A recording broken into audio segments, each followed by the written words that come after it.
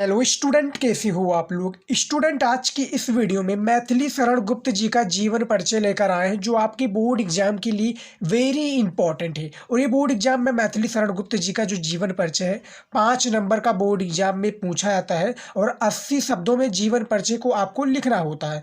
तो आज की इस वीडियो में मैथिली शरण गुप्त का जीवन परिचय लेकर आए हैं, अपने शब्दों में बिल्कुल आपको बताएं कि किस प्रकार से आपको बोर्ड एग्जाम में लिखना है और 5 नंबर को प्राप्त करना है। तो मैथिली शरण गुप्त का जीवन परिचय लिखने से पहले आपको क्या करना है, प्रश्नोत्तर डालना है। प्रश्नोत्तर डालने के बाद में हेडिंग डालना है मैथिली शरण गुप्त। आपको इस प्रकार से लिख देना है, लेकिन आपको रेड पेन का यूज नहीं करना है। हेडिंग डाल देंगे आप जीवन परिचय इस प्रकार से। जीवन परिचय के बाद में आप नीचे अंडरलाइन कर दीजिएगा ब्लैक पेज स्केच से। उसके बाद में क्या करेंगे, क्या आप देखिए, पढ़िए। राष्ट्रकवि मैथिली शरण गुप्त का जन्म सन 1886 ईस्वी में चीरगांव जिला झांसी में हुआ था। इनके पिता का नाम सेठ रामचरण गुप्त था। सेठ रामचरण गुप्त स्वयं एक अच्छे कवि थे। गुप्त जी पर अपने पिता का पूर्ण प्रभाव पड़ा। अब मैं आपको बताऊंगा किस प्रकार से आपको लिखना है। इसी प्रकार से आपको सेम बोर्ड एग्जाम में हेडिंग डालना है। और जिस प्रकार से हम देखिए इसको हाईलाइट कर दिया है, सन 1886 में इनका जन्म हुआ था, इसको हमने हाईलाइट कर दिया है। और जो इनके गांव का नाम था चीरगांव, इसको भी हमने हाईलाइट कर दिया है। जिला झांसी में हुआ था। इनके पिता का नाम सेठ रामचरण क्या था, सेठ रामचरण गुप्त था। सेठ रामचरण गुप्त स्वयं एक अच्छे कवि थे। गुप्त जी पर अपने पिता का क्या है, पूर्ण प्रभाव पड़ा। यानी जो गुप्त जी है मैथिली शरण गुप्त, इनके जो पिता है सेठ रामचरण गुप्त, इनको पूरा ज्ञान देते थे। किसको, मैथिली शरण गुप्त जी को पूर्ण प्रभाव पड़ा। आचार्य महावीर क्या है, आचार्य महावीर प्रसाद द्विवेदी से भी इन्हें बहुत प्रेरणा मिली। ये द्विवेदी जी को अपना क्या है, गुरु मानते थे। जो मैथिली शरण गुप्त है, महावीर जो प्रसाद द्विवेदी जी हैं, इनको गुरु मानते थे।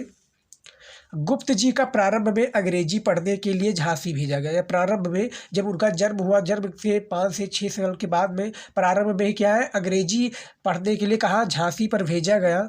किंतु वहाँ इनका मन न लगा, क्या है, किंतु वहाँ इनका मन न लगा, अतः घर पर ही इनकी शिक्षा का प्रबंध किया गया। वहाँ पर झांसी में इनका पिता, इनके जो मैथिली शरण गुप्त जी है, इनका मन न लगा, लेकिन जो उनके पिता है घर पर ही इनका प्रबंध कर दिया, यानी शिक्षा का। गुप्त जी बड़े ही विनम्र क्या है, गुप्त जी बड़े ही विनम्र, हंसमुख और सरल स्वभाव के व्यक्ति थे। साकेत महाकाव्य पर इन्हें हिंदी साहित्य सम्मेलन प्रयाग में मंगला प्रसाद पारितोषिक भी मिला। क्या है, साहित्य सम्मेलन पर इन्हें मंगला प्रसाद पारितोषिक भी मिला। 12 दिसंबर 1964 को इनकी मृत्यु हो गई। यानी बेसिकली 12 दिसंबर 1964 की इनकी मृत्यु हो गई। और जो इनका जन्म था 1886 ईस्वी में, याद रखिएगा, वो कहाँ पर हुआ, चीरगांव जिला झांसी। गांव का नाम था चीरगांव, जिला झांसी में। आपको बोर्ड एग्जाम में सबसे ज़्यादा जो इम्पोर्टेंट जो एग्जामिनर देखता है, जन्म स्थान देखता है, इनके पिता का क्या नाम था, इनकी शिक्षा कहाँ पर हुई, इनकी मृत्यु कब हुई, ये सब आपको हाईलाइट करके रखना है ब्लैक पेन से, ताकि दिखने में एग्जामिनर को दिखे और दिखने में भी अच्छा लगे बोर्ड एग्जाम की कॉपी में।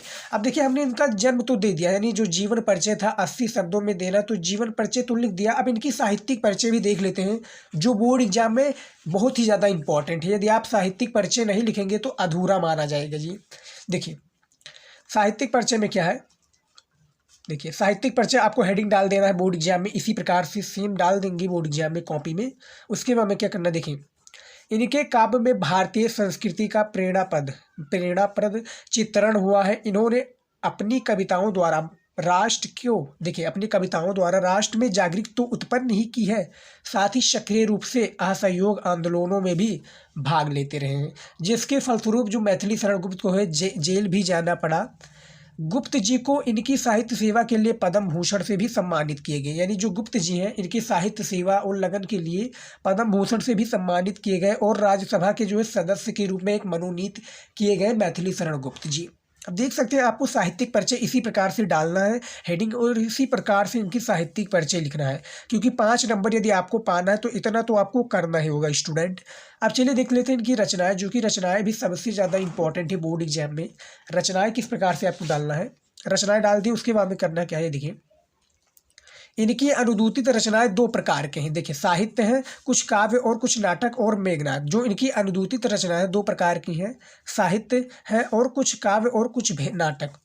दूसरा आपका मेघनाद। देखिए वध, वृत्त, संहार आदि इनकी अन्य अनुदूतित रचनाएं हैं। लेकिन जो इनकी साकेत है, देखिए साकेत, जो श्री रामचरितमानस के बाद काव्य का स्तंभ साकेत जो है, साकेत पर इन्हें ज्ञानपीठ पुरस्कार भी मिला। साकेत इनका महाकाव्य है, याद रखिएगा बोर्ड एग्जाम में भी ये ऑब्जेक्टिव क्वेश्चन के तौर पर भी पूछा जाता है स्टूडेंट। तो साकेत महाकाव्य इनका इम्पॉर्टेंट है। उसके बाद में दूसरा है भारत भारती, ये भी इनकी रचना बोर्ड एग्जाम में पूछी जाती है, तो भारत भारती को भी आपको याद कर लेना है।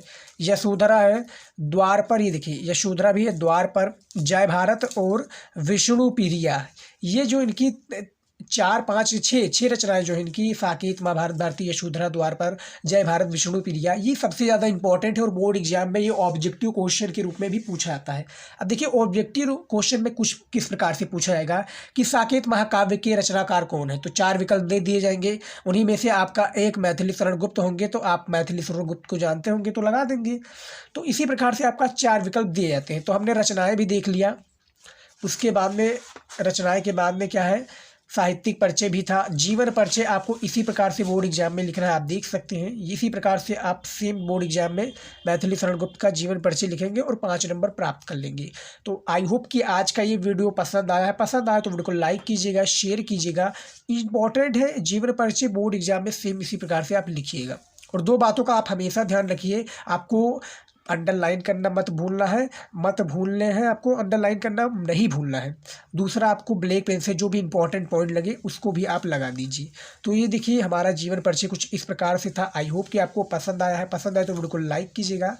मिलता है नेक्स्ट वीडियो में। जय हिंद।